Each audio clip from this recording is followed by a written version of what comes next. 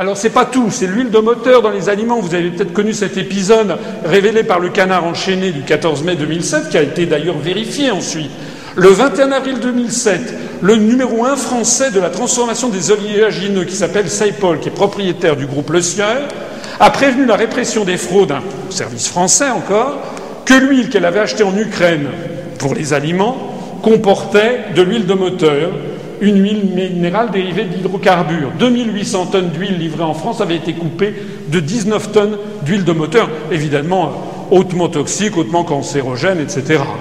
La France a immédiatement informé ses voisins européens parce que cette cargaison faisait partie d'un énorme lot de 40 000 tonnes qui avait été vendu en France, mais aussi aux Pays-Bas, en Italie, en Espagne. Tout le lot avait été trafiqué. 280 tonnes d'huile de moteur ont été introduites en catimini. Et donc, qu'est-ce qui s'est passé? On a averti les autorités européennes, puisque, comme vous le savez, l'union douanière et les réglementations dépendent de la Commission. Et quelle a été la décision de la Commission? Le 5 mai 2007, elle a autorisé l'huile de moteur à hauteur de 10% dans les mayonnaises, les plats cuisinés, la vinaigrette industrielle et les conserves à l'huile.